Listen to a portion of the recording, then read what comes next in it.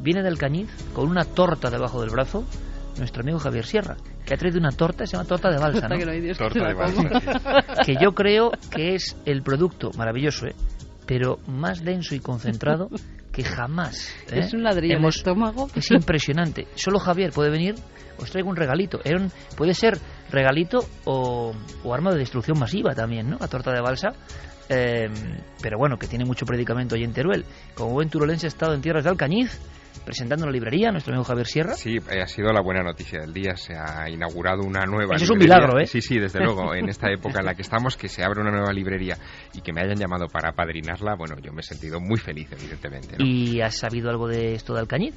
Bueno, casa donde no se construye porque está encantada. Hay una historia, yo no la conozco muy bien, pero hay una historia que habla de una leyenda en el Palacio de la familia Ram en Valladolid, en Alcañiz. Es el efecto torta, ¿no? Totalmente. Que se supone que está encantada desde que un niño, hijo de la familia, digamos que robó una hostia consagrada durante su comunión y la profanó dentro de la casa. Es una historia del tiempos de los moriscos. Desde entonces parece que no se puede construir en el local, pero yo creo que es más leyenda. Sí, más leyenda urbana, más, en fin, una bonita historia para contar en internet que otra cosa. Me ha sonado a loncha lateral. Sí, ahí entre loncha lateral y torta de balsa, que ahora va a ser un elemento muy importante que entra en juego en Milenio te responde, ¿no? Torta de balsa es cuando directamente uno no sabe. O sea, uno no sabe y no sabe ni cómo escurrir el bulto. Pues diremos torta de balsa. Vamos allá. Hola milenarios, buenas noches, soy Asier de Baracaldo y me gustaría que Javier Sierra me dijera lo que sintió, su experiencia personal cuando estuvo encerrado en la Gran Pirámide. Nada, un saludo a todos y buenas noches. Lo preguntaba Asier, Javier, bueno, ha dejado pistas muchas veces y, hombre, Milenio 3 tiene que ser breve, ¿no? Pero, ¿cómo responderíamos a este amigo? Pues muy breve, con una sola palabra, lo que sentí fue disolución.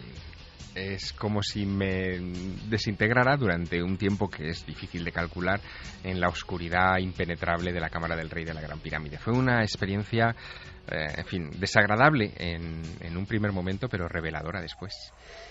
Desagradable y también revelador lo que le ocurrió al doctor Gaona. Nos preguntaban, ¿verdad, Javi, la semana pasada por qué le pasó al doctor Gaona después de la experiencia del Teatro Cervantes?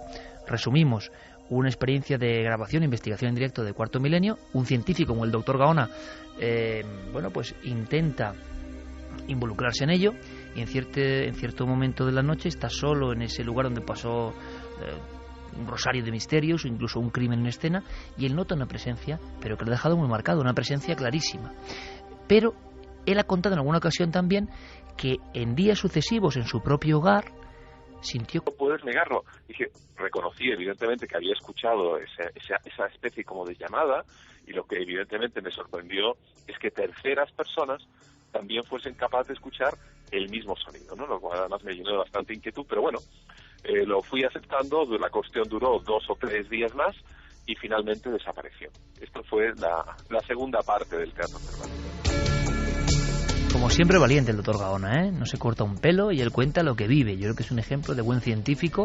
A veces cuando uno está cerca del misterio, el misterio como que le acompaña, ¿no? Durante cierto tiempo. Es curiosísimo. Y nos relataba además que, bueno, unos días después se encontraba con el doctor Persinger en Estados Unidos y cuando le contaba esta experiencia esperando impresionar a Persinger, él se tomó eso como algo absolutamente cotidiano y le dijo, bueno, es que cuando uno va a estos lugares impregnados, a veces se lleva consigo parte de esa impregnación. Y son dos científicos, normal. Sí. Dos científicos. Continuamos.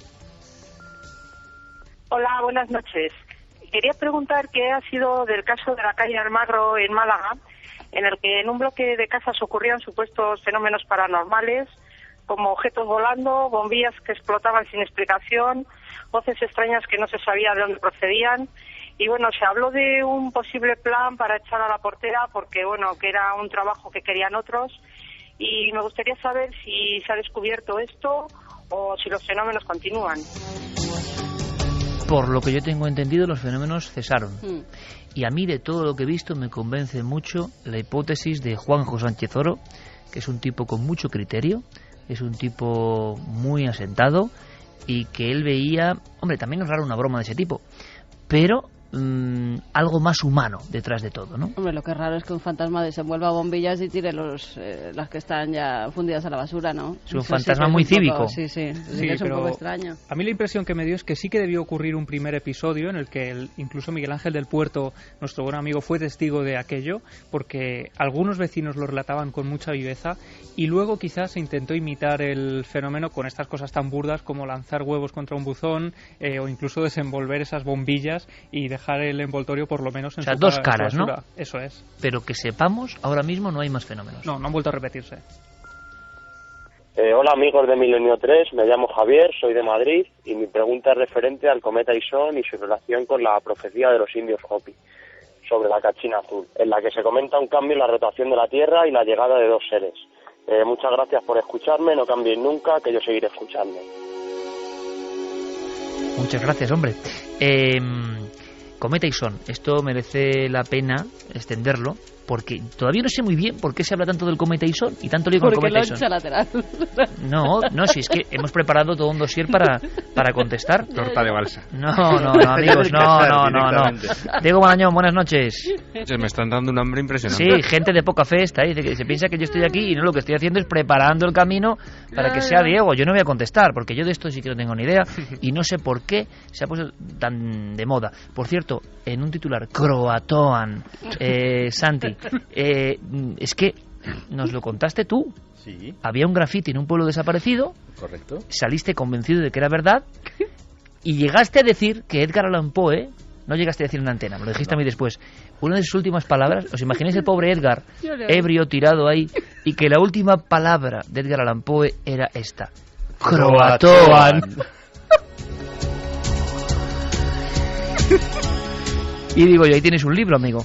Si Edgar Allan Poe, primero que yo, el dato es bastante apócrifo, las cosas como vale, porque lo que yo sé de Edgar Allan Poe, he leído algo, es que dijo: Dios se apiade de mi pobre alma.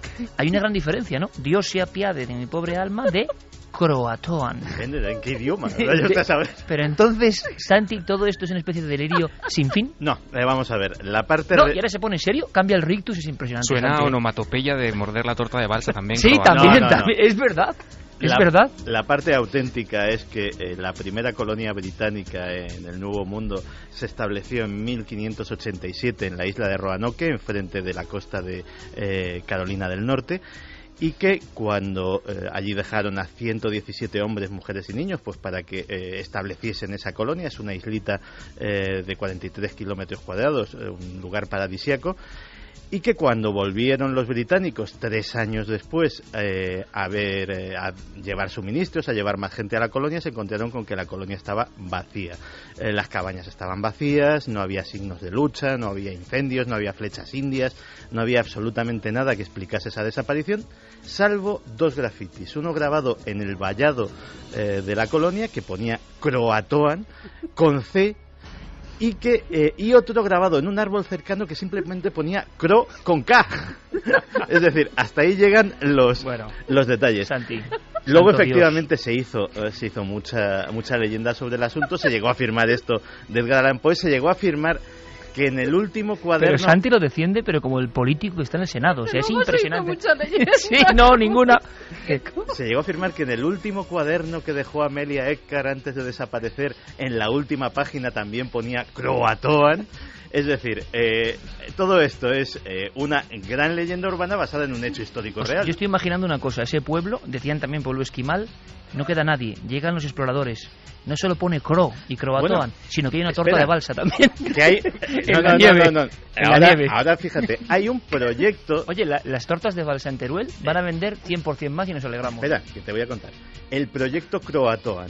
El proyecto Croatoan es un grupo de arqueólogos estadounidenses que están investigando qué pudo pasar con la colonia perdida y han llegado a una conclusión, que es que hartos ya de esperar que volvieran sus compañeros británicos a socorrerles, estos navegaron de alguna forma hasta el continente y se unieron a una tribu india, los indios Lem, que son... Los indios LED. Que tienen características genéticas medio indias, medio europeas. Mira, nos estamos yendo, en serio, hazme caso, Santi. Oye, que caso. se puede escribir un libro. Sí, ¿no? Decíamos, una buena revista de misterios, que tantas veces nos han ofrecido, qué mejor título para una revista, Croatoan. Es buenísima, ¿eh? O sea, es... Oye, que te juro que no entiendo el cachondeo. Que yo, ya... bueno, vale ya, vamos a pasar oxígeno por aquí. Vamos a despedir a nuestro compañero Javier Sierra, que se lo ha trabajado hoy mucho, tiene derecho a descansar, y los más noctámbulos nos quedamos por aquí. Javier, como siempre, compañero, muchísimas gracias. ¿O quieres hablar del Cometa Ison también? No. No hace falta, ¿no? Está bien salir esta noche del infierno del Bosco en el que hemos convertido el programa durante un rato, ¿no? Sí, señor. Así que la semana que viene nos vemos. Gracias, Javier, como siempre, compañero. Hasta pronto, Croatoan. Croatoan. Eso va a ser ya el gesto. Yo no sé si tiene algo de Croatoan o de leyenda, esto que viene a continuación. Cometa Ison. Se habla mucho de él y no sé bien por qué. Y hablan de leyendas de los antiguos indios Hopi. Diego, ¿podemos aclarar algo en torno a todo lo que ha pasado con este cometa tan misterioso? Bueno, nuestro oyente nos preguntaba por la relación con esas profecías de los indios Hopi, una tribu india de Estados Unidos cuya tradición dice que esos habitantes van a pasar por 7 ciclos, deberíamos estar ahora mismo en el 4º, en teoría, y se relaciona con el cometa Ison porque la novena de esas profecías dice que una morada en el cielo caerá sobre la tierra con todas sus fuerzas y aparecerá como una estrella azul, y muy pronto después de esto las ceremonias de la gente cesarán y serán los signos de que una gran destrucción está por venir. Bueno, pues esta profecía ha sido relacionada, como te digo, con este cometa Ison, que lleva tiempo, Iker, dando que hablar en estos círculos. ¿Y por qué lleva tiempo dando que hablar? Te preguntarás. Ya lo hemos hablado un poquito en Cuarto Milenio hace algunas semanas. Lo que hace verdaderamente fascinante a este cometa es que estamos ante un fósil, Iker, en pocas palabras. Se trata de un fósil, de un resto de la etapa más temprana del sistema solar, pero mucho mejor que yo te va a definir y va a recordar que sí son Alberto Jiménez, que es el director del Observatorio de Borovia. Con él hemos hablado y nos hace este recordatorio de las principales características de este cometa.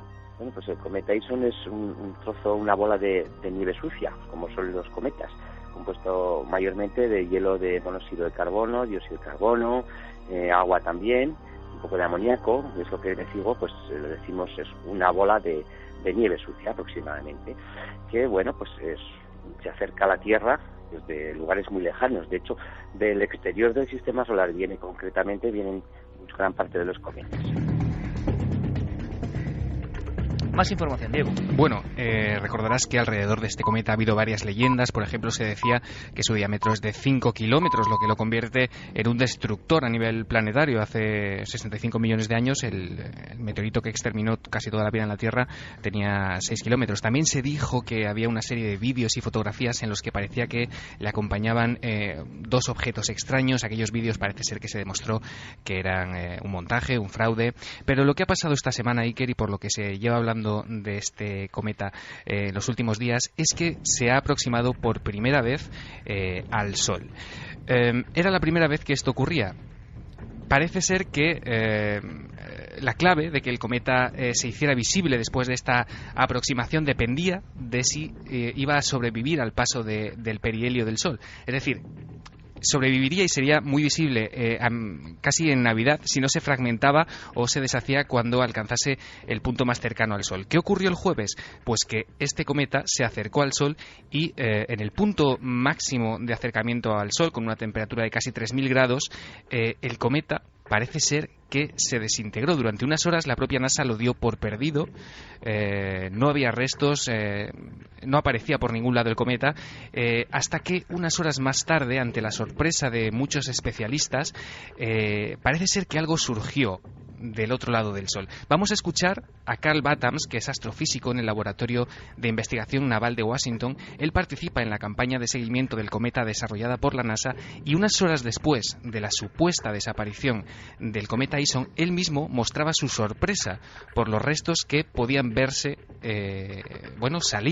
surgir de nuevo del astro. Ahora mismo hay muchas preguntas en el aire. Este cometa nos ha confundido y maravillado desde el principio. Cuando pasó al lado del Sol se evaporó, desapareció. Realmente creímos que todo había acabado, pero con el paso de las horas algo parece haber emergido del Sol y es cada vez más brillante. Parece que algo puede haber sobrevivido. Nos gustaría tener un par de días para poder examinar más imágenes que nos están llegando.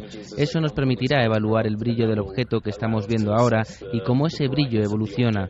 Así quizás podamos tener una idea de la composición del objeto y de cómo será su comportamiento en los próximos días y semanas. 3:32. Esto es Milenio 3 y parece que hay mucha leyenda en torno a un astro que ha, generado expectación a nivel científico, investigativa, la sensación de que ha hecho algo que no es muy normal, pero yo no sé si toda esa cola, nunca mejor dicho, de leyendas está justificada. Bueno, parece ser que sí, porque es la primera vez que estábamos ante un espectáculo de este tipo, Iker, ante un cometa tan visible, ante un cometa tan antiguo, como te digo, un superviviente de los inicios de nuestro sistema solar. Los restos de lo que parece que ha sobrevivido lo captaron las cámaras del telescopio solar espacial SOHO. No se sabe muy bien qué es exactamente lo que ha sobrevivido. La NASA lo califica de un comportamiento sorprendente. Ha emitido un comunicado en el que se muestra pues muy sorprendida, ¿no? Muy impresionada por lo que ha ocurrido. Y la única conclusión posible con las imágenes que tenemos a día de hoy, Iker, a estas horas, es que Ellison sigue vivo. Como te digo, no se sabe en qué estado. O sea, que tuvo una especie de desaparición momentánea o ocurrió algo que nadie entiende muy bien y ahora vuelve. Sí, lo han descrito como un dragón cuya cabeza se ha perdido, pero cuya cola sobrevive de alguna manera. ¿Qué va a ocurrir a partir de ahora? Bueno, también hemos hablado con Alberto Jiménez sobre lo que se ha podido observar aquí en España y sobre sus predicciones, digamos, de lo que puede ser visible a partir de esta semana sobre este cometa.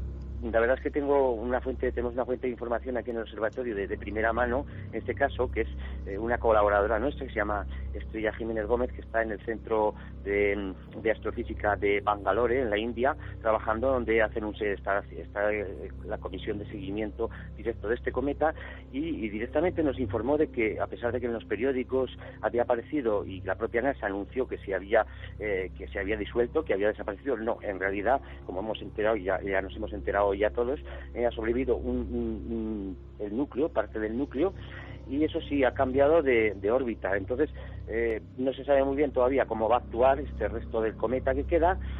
Podría incluso volver a chocar con el Sol, pero las últimas indicaciones parece ser que no, que vamos a poder verlo, que va a salir de nuevo del Sol esta parte del núcleo y que vamos a poder verlo, sobre todo a partir del día 2 de diciembre. Bueno, atentos estaremos al cometa Ison. Es curioso porque muchos incluso hablan de su relación simbólica casi con la estrella de Belén, la estrella de la Navidad. Claro, pero ahora todo se conjunta, ¿no? De alguna forma y se hacen nuevas cábalas. Bueno, estaremos atentos. Indios Hopi. Comentaba ¿Sí? Guille esta semana, Iker, si te acuerdas, que si esto estuviese ocurriendo el año pasado, exacto, en 2012, lo que voy a decir, sí. estaríamos con los pelos de punta, ¿no? Esperando acontecimientos. Imagínate un 23 de diciembre de 2012 y que está pasando esto con un cometa cerca del Sol. Uh-huh. También hay muchas teorías que hablan, de verdad, lo he leído. Claro, otra cosa es que sea cierto, que los mayas se equivocaron en un año, ¿no? Y que estaban hablando de este año. En fin. Bueno, Diego, como siempre, muchísimas gracias. Has hablado con alguien para uno de los nuestros que merece mucho la pena, ¿verdad? Sí. Sin decir el nombre, ¿cómo lo describiríamos? Pues un hombre hecho y derecho, yo diría. Hecho y derecho, sí, porque él estudió derecho, efectivamente. Y se ha especializado en la España misteriosa, en la España mágica. Es una enciclopedia andante. Es un tipo con muy buen humor, ¿eh? Sí. Muy buen humor. Y, un grande. Sí, total. Además, siempre presto a colaborar. Los conocemos hace la friolera de unos 18 años y siempre con una sonrisa y un gran conocimiento y mucha sencillez. Pero es interesante porque Diego en su test ha sacado cosas, parámetros, palabras que yo creo que no son los habituales en este personaje. A mí me ha gustado mucho. Espero que os guste también. Uno de los nuestros. Buenas madrugadas. Identifíquese, por favor. Jesús Callejo Cabo.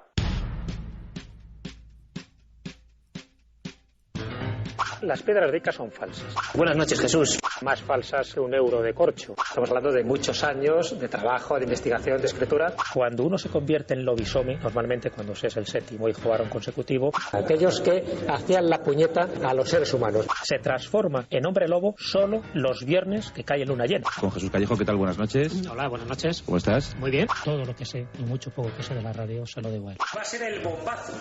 ¿Eligió usted al misterio o el misterio le eligió a usted? ¿Qué fue antes, el huevo o la gallina? Desde luego el misterio está por todas las partes, es difícil elegirlo. Sencillamente se vive, se mama.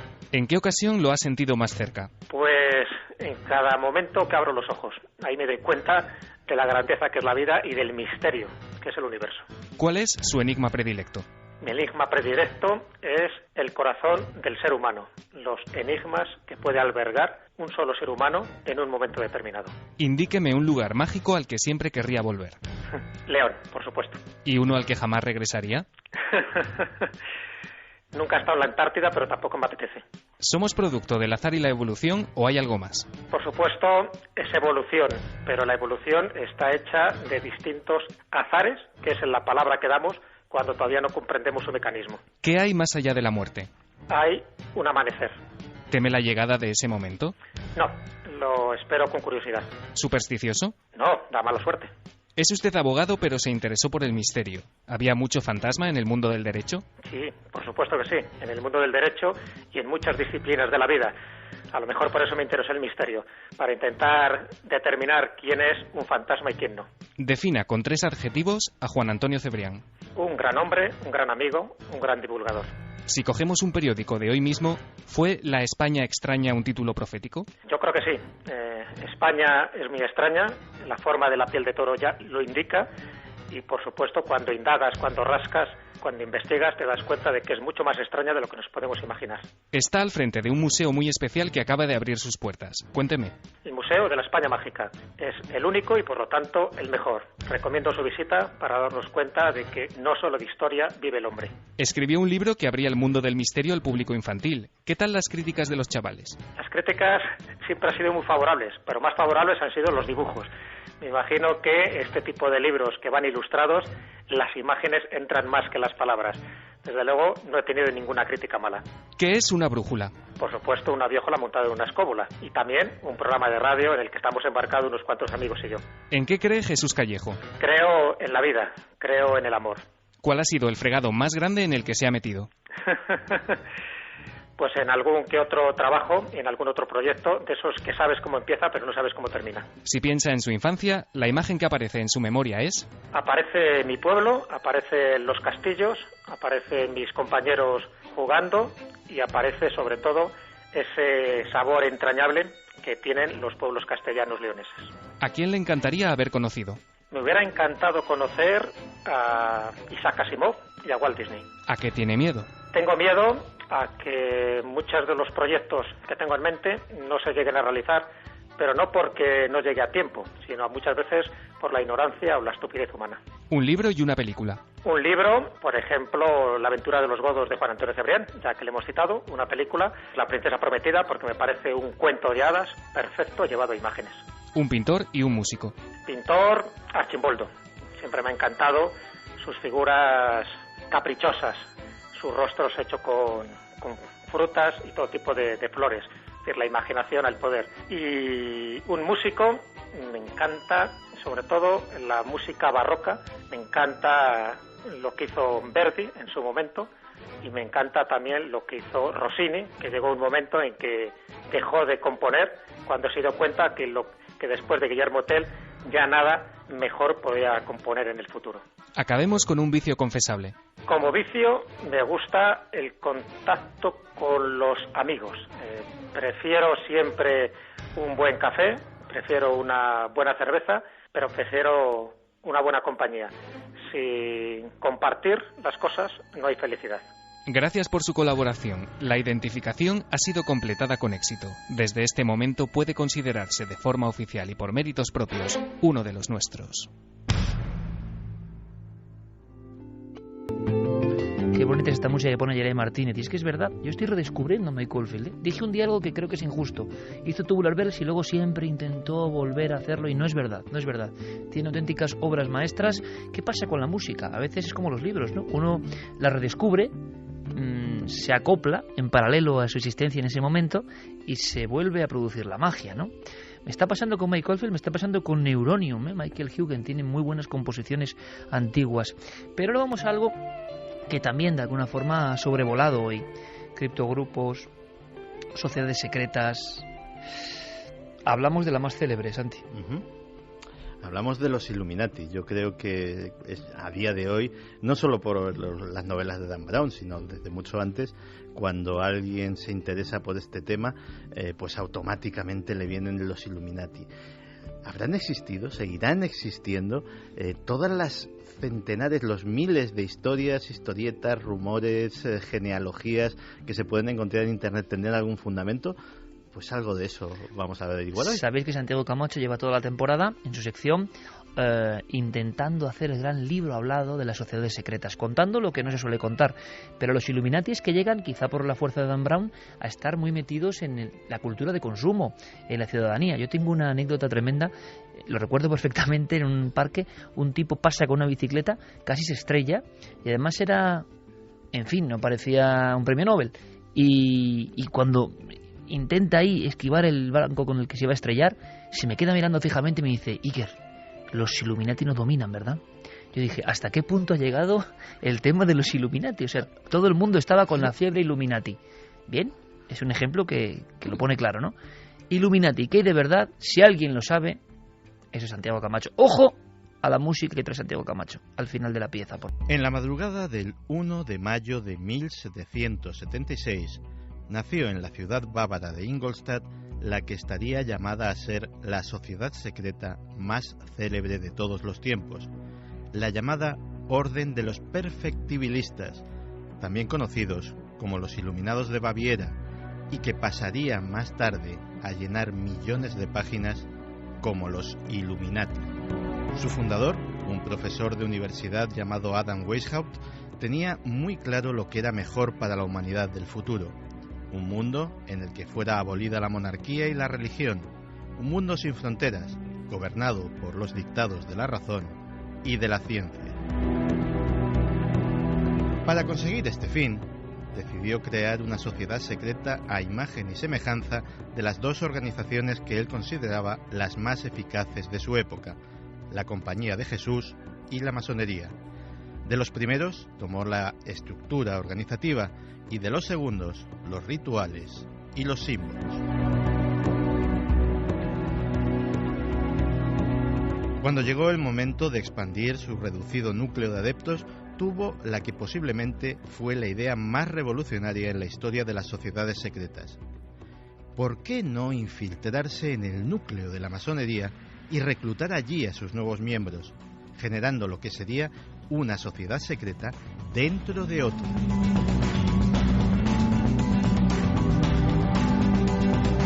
Oficialmente, el grupo tuvo una vida bien corta, siendo disuelto por el gobierno bávaro en 1785, pero aquello solo sería el principio de su leyenda. Para muchos, los Illuminati no se habían disuelto, simplemente habían pasado a la clandestinidad para cumplir sus objetivos con el mejor camuflaje posible: la no existencia.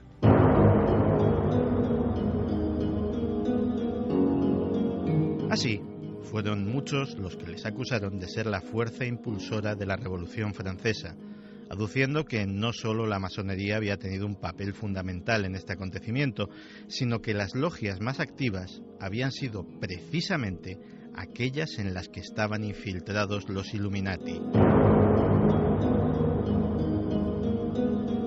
Su símbolo más conocido es una pirámide con la parte superior, que representa a la élite, iluminada por un ojo que todo lo ve y que mira a una base hecha de ladrillos idénticos que representan a la población. Según los teóricos de la conspiración, la presencia de este dibujo en el símbolo de los Estados Unidos por excelencia, el dólar, es una prueba innegable del dominio Illuminati en todo el mundo. Para los modernos teóricos de la conspiración, los Illuminati han conseguido con el paso de los siglos controlar un sinfín de organizaciones: el Vaticano, las Naciones Unidas, el Banco Mundial, la CIA, la NASA, el Grupo Bilderberg e incluso diversas sociedades secretas, como la célebre Calavera y Huesos. Con el paso del tiempo, la leyenda de los Illuminati no ha hecho sino crecer. Si buscamos en Internet, nos encontraremos miles de páginas que acusan a tal o cual famoso de pertenecer a sus filas. Encontraremos sesudos análisis de simbología que nos demuestran que la práctica totalidad de las multinacionales son controladas por ellos. La inmensa mayoría de estos son especulaciones sin sentido, aunque, quién sabe, a fin de cuentas, se dice que la treta más efectiva del diablo es que nadie crea en su existencia. Con esta música es difícil concentrarse siempre, ¿no? Estábamos diciendo que la idea de infiltrarse en las sociedades secretas, de crear células dentro de otras organizaciones, pues fue absolutamente genial y les hace imposibles de ser teazados. Se sabe efectivamente que las logias masónicas que fueron más activas, aquellas a las que pertenecían Danton, Marat, Robespierre en la Revolución Francesa, eran precisamente aquellas de las que se sospechaba que habían sido contaminadas por los Illuminati bávaros. Y a partir de ahí, pues todo son especulaciones. Su salto a Estados Unidos, su relación con los Rockefeller, con importantes familias de las finanzas norteamericanas, su incluso implicación en la financiación de hechos como la Revolución Rusa. Es decir, hay para todos los gustos. A día de hoy se les implica con el grupo Bilderberg, con muchas multinacionales que tienen esa pirámide dibujada en sus logos de una forma más o menos esquemática o de una forma más o menos sugerida, y muchas estrellas del pop que no se sabe. A ver si puedes ponerme ayer otra vez el inicio, porque yo estoy realmente hipnotizado, o sea, sinceramente, y creo que el público también. Y bien, a ver, escuchad por favor, amigos, esto es un mito como el del hombre quemado, al mismo nivel. Escuchad el deje, la cadena, imagino que a nivel leyenda, pero grandes divas del pop, como muy condicionadas y muy mostrando siempre la misma faceta, que en el fondo tienen que ver con los Illuminati. Claro, los nombres yo creo que son los que tenemos todos en mente. Estamos hablando pues de Lady Gaga, de Britney Spears, de Miley Cyrus, etcétera, etcétera. Se dice eso, se basan en determinadas gestos, símbolos, elementos de su puesta en escena, y yo creo también que hay mucho de provocación por parte de esas propias estrellas. Sabiéndolo. Sí, es como cuando en la época dorada del heavy metal los propios grupos de heavy se investían de una capa de satánicos. ¿Para qué? Como truco publicitario, para que se hablase de ellos como sacerdotes del diablo, poco más o menos, cuando en realidad era un truco publicitario. Pues yo creo que esto de los Illuminati está siendo cogido de la misma manera por las estrellas del pop. Vamos a ver si analizamos esos signos visualmente. Lo haremos. Y ahora, con esta música maravillosa, Illuminati ya queda en el limbo de los grandes éxitos del Milenio 3 para siempre. Vamos ya con vuestras preguntas, que seguro que son mucho más inteligentes que nuestra reflexión. Que no se puede sacar a esta gente a la calle, que lo diga quien lo diga. Nosotros no podemos tener en la calle a estas personas que han cometido tan cruentos asesinatos. Hay como una especie de incredulidad, ¿no?, ante lo que está ocurriendo, yo creo, ante cosas que nos dejan helados. Lo decíamos antes, ¿no?, por la canción de nuestro amigo Enrique Bunbury, Despierta, que es un concepto muy global. Este programa ha sido muy oscuro, pero muy real. Por eso...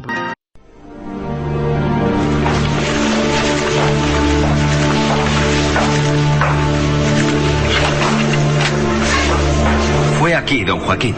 Justamente aquí. ¿Estás seguro de lo que dices, hijo? Una cosa así no se puede inventar. A través de ese cristal se le veía como yo le estoy viendo ahora a usted, con un traje negro de tela gruesa y un sombrero... Está bien, eso ya me lo has contado. Vamos a control. Alberto Ruiz, joven locutor recién ingresado en la emisora, había sido el último en denunciar los hechos.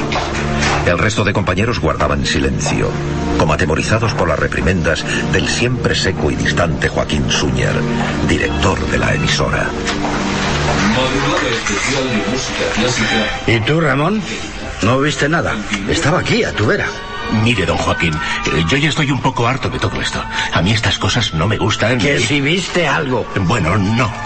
Lo que vi fue la cara como la cera de este. No, hombre, no. Se quedó como muerto mirándome a través del cristal. Me hizo señas, pero no lo entendí. Si es que estaba aquí atrás, estaba mirándote, apoyado en la pared, así, mira. Estaba acurrucado aquí.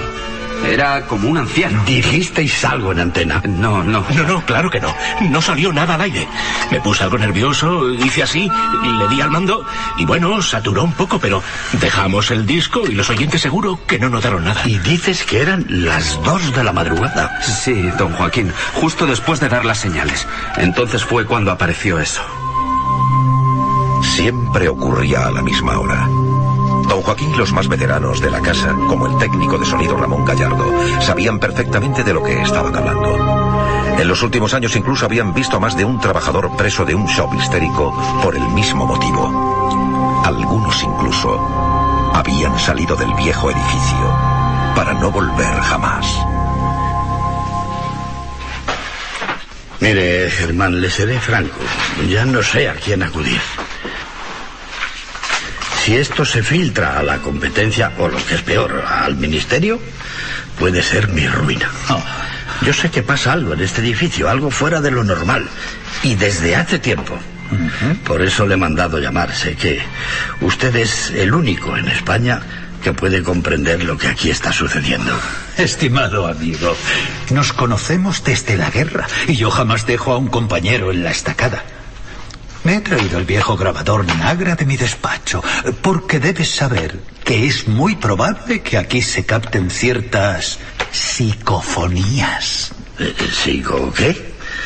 Mire, admiro su vocabulario científico, pero comprenda que no hay nada por qué excusarse, amigo.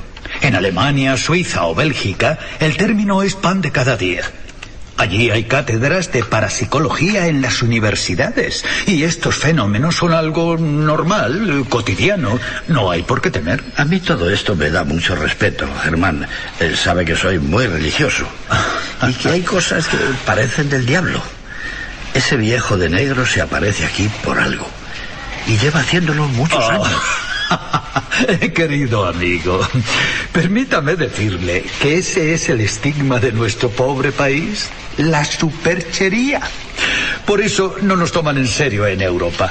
La parapsicología nada tiene que ver con la religión. Y menos mal, al diablo con el diablo. Seguramente alguien con una fuerza mental incontrolada o psicorragia está provocando un poltergeist. ¿Un polter qué? No le entiendo, profesor. Por cierto, ¿no era mejor haber estado acompañado de un técnico que además le ayudase a grabar? Ha hecho muy bien usted en dejar grabada la programación. Con más gente en el edificio sería imposible el experimento. No se inquiete, hombre, no se inquiete. Y ahora apague la luz. ¿Apagar? ¿Cree usted que es necesario? Apague la luz y silencio.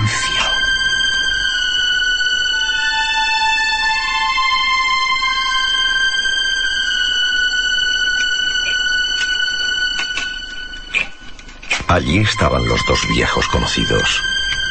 Próspero empresario y profesor universitario entusiasmado con la parapsicología, encerrados en la pequeña sala de control de sonido.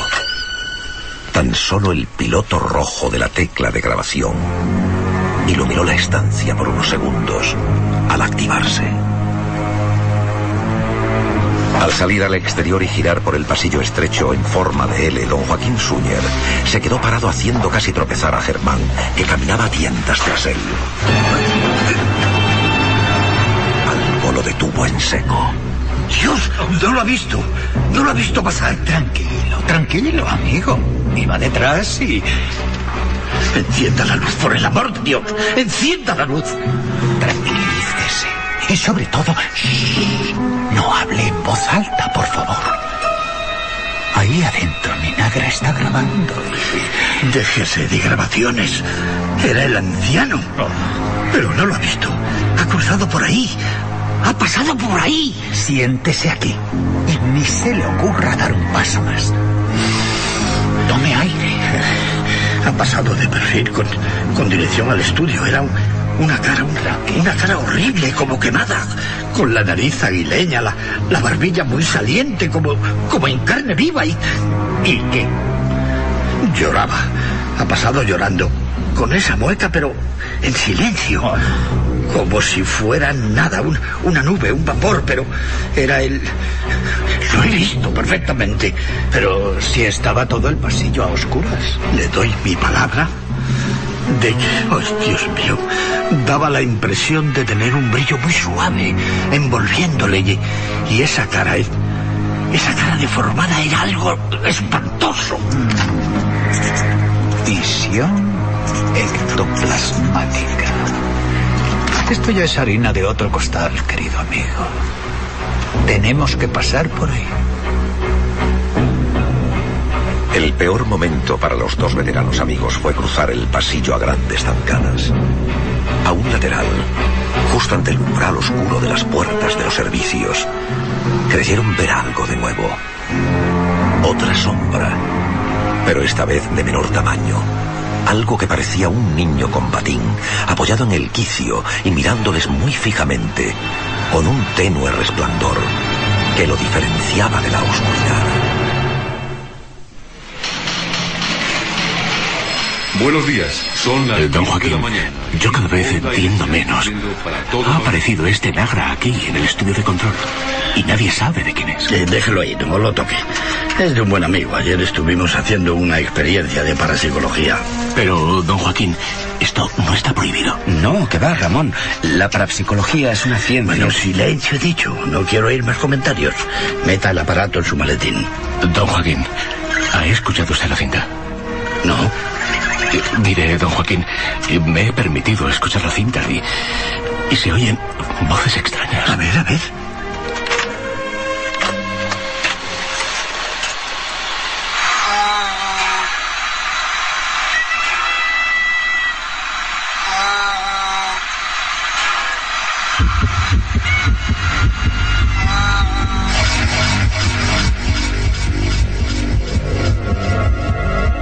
Aquella misma tarde don Joaquín Suñer fue ingresado en el hospital.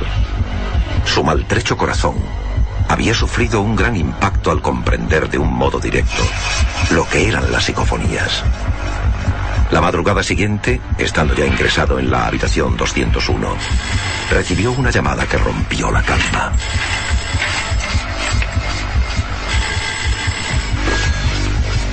Diga.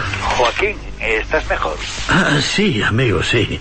Creo que pasado mañana me darán el alta, pero no he dejado de soñar con esas voces. Tranquilo, tranquilo. Son psicofonías de un gran dramatismo. Es normal que te impacten. Mira, allí pasó algo terrible. En ese mismo edificio. Bueno, la verdad no sé si decírtelo en tu estado actual. No te andes con rodeos, Germán. Tenemos confianza y esto es algo muy grave. Ya no sé qué explicar a los trabajadores. Uno de ellos, García Hernández, de limpieza, me dijo que oyó ayer el llanto de un niño. Ya. Abrió la puerta del servicio y también lo vio allí parado con aquellos ojos.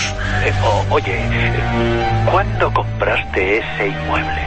Pues hace 25 años, en el 46. Pero, ¿qué tiene que ver con esto? Y fue muy barato, ¿verdad? Yo qué sé, venía de Badajoz y me pareció correcto. Correcto para Badajoz. Sospechosamente barato para la capital. Y aún así nadie lo quería. Por Dios, ¿a dónde quieres llegar? Joaquín, ese edificio fue la ferretería Rioja hasta 1943. ¿Y? ¿Nadie te lo dijo? Se incendió en esa fecha. Sí, Hoy prácticamente finalizamos la temporada 12ª. Una vez más, gracias. Siempre esa palabra, después de 12 temporadas, de verdad que es un gusto, es un placer enorme. Pero os aseguro que os hemos preparado algo muy especial, muy interactivo, muy para que afinéis el oído y muy para que participéis con todos nosotros. Es una noche llena de sorpresas, llena de contenidos. De alguna forma, también esta noche, esa sensación especial de las historias de Milenio 3. Así que de inmediato para que a la 1:32 sepáis los titulares de lo que vamos a contar. Conectamos con esa música mágica. Ojo, las músicas hoy son absolutamente clave. La música, una vez más, como último anzuelo hacia el alma y hacia lo incomprensible y hacia lo misterioso, protagonista fundamental. Así que, por eso hago este aviso. Yo no sé si os pillamos en la carretera, si os pillamos con un dispositivo móvil. Sería bueno esta noche escuchar el programa con la mejor, digamos, fibra auditiva posible.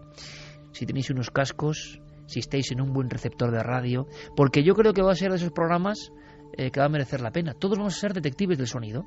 Detectives. Esta música es la de impresión auditiva. Yo creo que es muy difícil destacar nada, ¿no? Sobre todo porque estamos hablando casi para los más fieles, hay que decirlo, los que ya sabéis de qué músicas hablamos y que estéis casi acostumbrados a escucharlas después de muchas emisiones. Hay algo diferente en el tono de esta música que suena esta noche, pero ese algo diferente nos lleva a esa conspiración 440, Santi. Pues sí, fíjate que decía Confucio que la calidad de la música es un magnífico baremo para medir el estado de una civilización. Y tal vez por eso los emperadores chinos tenían un pequeño ejército de funcionarios que tenían una misión que a nosotros nos puede parecer ridícula o extraña. Recorrían el imperio provistos de diapasones, de pequeños elementos que resuenan a una misma frecuencia, para ir chequeando, para ir cotejando todos los instrumentos musicales que se tocaban en el imperio. ¿Por qué? Porque creían que la música, efectivamente, tiene un poder, una influencia sobre los seres humanos, que transmite emociones, que transmite sentimientos, pero que cambiada de tono, que emitiendo otro tipo de vibraciones, afinada de otra manera que no sea la correcta, esas emociones podían cambiar, esos sentimientos podían ser diferentes y la alegría o la introspección o quién sabe si la elevación del alma, pues podían convertirse en otra cosa muy distinta apenas si se cambiaba medio tono. La vibración sonora, y eso no es ningún descubrimiento, es una forma de energía. De hecho, todos conocemos el efecto de una cantante de ópera rompiendo una copa simplemente con la fuerza de su voz. En este planeta, en este universo, tiene una frecuencia vibratoria propia. Se puede sincronizar con una onda sonora y se le puede transmitir energía para que resuene. Todo emite un sonido, por tanto. Todo emite un sonido. Y de hecho, fíjate que nosotros, que somos un 70% de agua, el agua es precisamente una de las cosas más reactivas al sonido de todo el universo. Prácticamente se modifica, se transforma cada vez que le llega una onda sonora. Así que es lógico que, por ejemplo, múltiples estudios hayan descubierto que nuestras ondas cerebrales, nuestro ritmo cardíaco, incluso procesos menos elevados, como puede ser el de la digestión, simplemente, se ven modificados cuando escuchamos música y dependen del tipo de música que escuchemos, cambian esas ondas cerebrales, cambia ese ritmo cardíaco o se altera esa simple digestión de una forma u otra. Amigos milenarios, y sé que sé de buena tinta que hay muchos que sean músicos, saben que la afinación es algo completamente relativo. Es una convención social que hemos establecido de que todos los instrumentos del mundo se afinan de una determinada manera. Pero en realidad hay una cosa que se llama afinación relativa, que simplemente es que el instrumento esté afinado consigo mismo, que todas las cuerdas de una guitarra, de un violín, estén afinadas y luego tocando en conjunto no tiene por qué encajar con el resto de los instrumentos. Antiguamente, claro, no había los modernos afinadores electrónicos que existen actualmente, ni siquiera existían los modestos diapasones de los que hablábamos antes. ¿Cómo afinaba la gente? Pues un método muy común era utilizar las campanas de las catedrales. Las campanas de la catedral como referencia para afinar el órgano, como referencia para afinar la orquesta de tal o cual rico magnate o de tal o cual príncipe de la iglesia, y muchas de esas campanas habían sido fabricadas con órdenes muy expresas, muy precisas, que venían muchas veces de maestros de los templarios que habían sido los responsables de la construcción de esa catedral. 1:48, Milenio 3, con número, @cadenaser.com, y La nave del misterio, Guillermo León, todo preparado en Facebook y en Twitter. Bien. Y en Google Plus. Estarán pensando nuestros amigos y amigas, bien, pero estamos hablando en el fondo de cuestiones históricas. Parece que hay un momento de la historia, no tan lejano, donde alguien descubre que algo está ocurriendo y alguien descubre también que hay personas que no quieren que eso siga ocurriendo, que se llega a una especie de corpus de normas para que la música, no sé si toda la música, suene en cierta vibración y se abandone un antiguo tempo, digamos, u otra vibración diferente.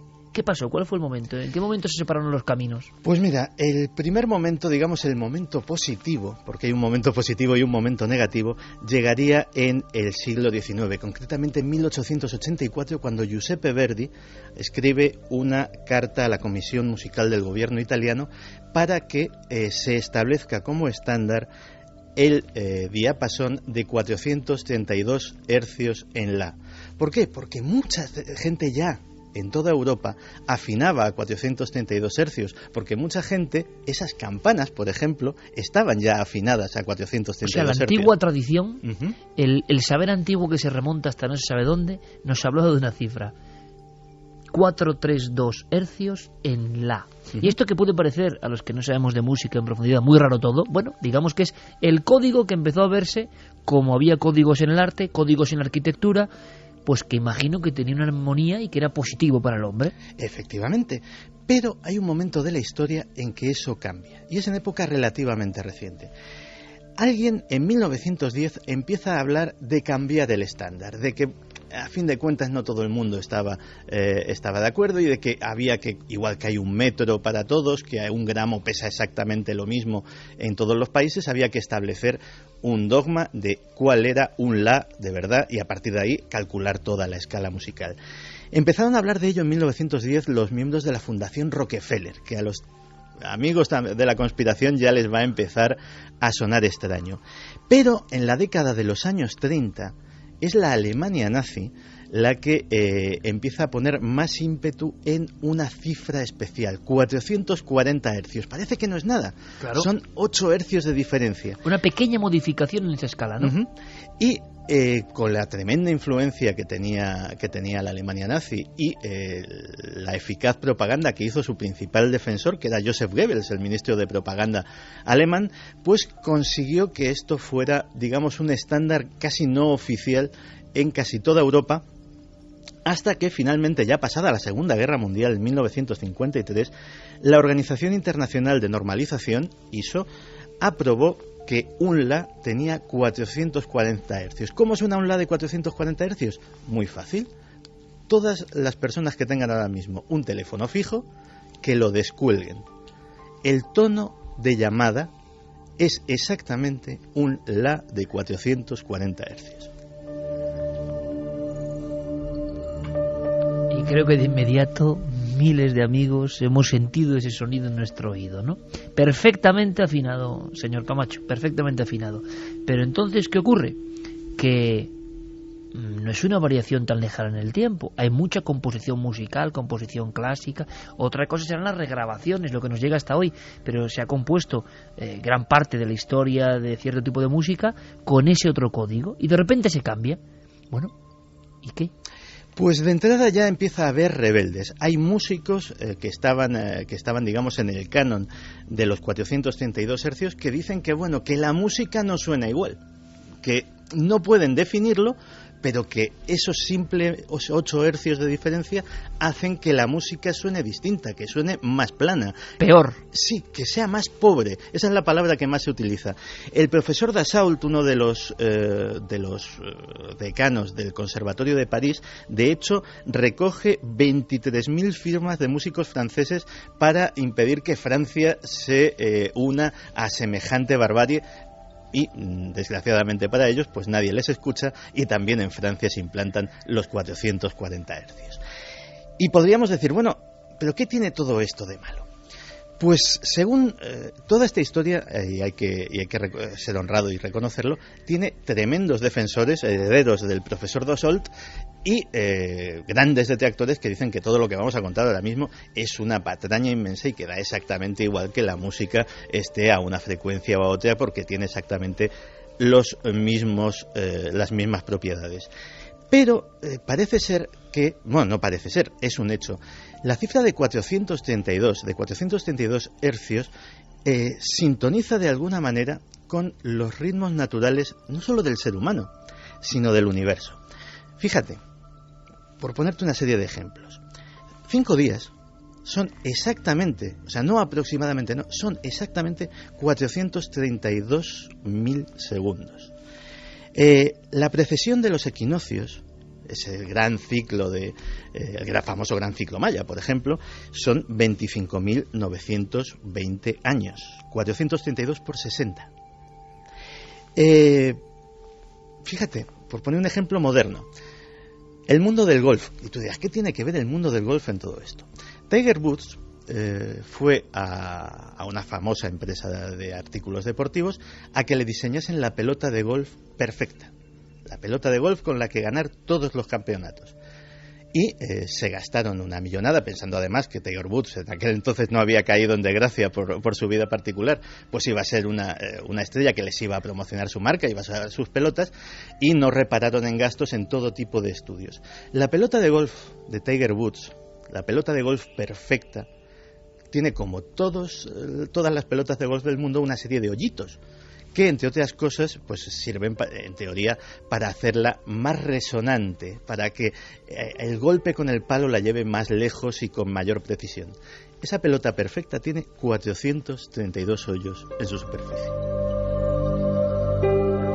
Ejemplos muy gráficos que yo agradezco para, en el fondo, Javier, volver a una viejísima idea. Dejar que Santi tome aire y, sobre todo, escuchar ahora nuevas historias, porque evidentemente hay una cosa que está clara, Santi. Hemos escuchado la sintonía de Pink Floyd variada. Tú tienes una serie de aplicaciones para transformar de nuevo la música en esa frecuencia, en vez de 440, en ese gran cambio, transformarlo en lo que era antes, esa misma canción, en 432, y por eso sonaba diferente. Y ahora vosotros, nuestro público, nuestros oyentes, nuestra familia milenaria, tenéis que opinar y, por favor, ser muy sinceros y decirnos si esto suena igual, si es una tontería, si es como... o que, sobre todo nos interesa qué detectáis o qué detecta vuestro cuerpo o sentimiento esta noche escuchando estas músicas, que es lo importante.